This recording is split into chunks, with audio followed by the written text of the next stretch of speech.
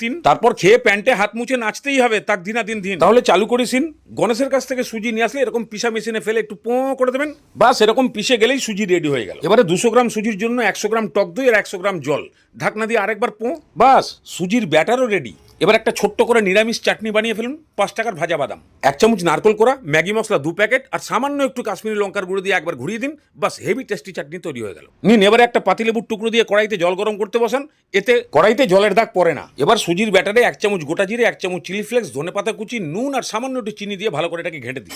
এবার একটা ধার উঁচু থালার চারিদিকে তেল মাখিয়ে 2 চামচ মতো ব্যাটার দিয়ে একটু ছড়িয়ে দিয়ে ফুটন্ত জলে বসিয়ে দিন। হাই ফ্লেমে মাত্র 3 মিনিট। ততক্ষণে আরেকটা থালা একইভাবে রেডি করুন, তেল মাখিয়ে ব্যাটার দিয়ে ছড়িয়ে আগেরটা ওঠান আর এটাকে নামান, এটাও সেই 3 মিনিট। এবারে একটু ঠান্ডা করে তুলুন, ও হেভি জিনিস হয়ে গেল। এবারে 3 ভাগে কাটুন, মশলা ছড়ান, রোল করুন আর খান। মাঝে মাঝে এইভাবে বানিয়ে রুটি তরকারির হাত থেকে সময় বাঁচান। যেমন চটকদার টেস্ট তেমন নরম, মাত্র 10 মিনিটেই পেয়ে গেলেন একদম গরম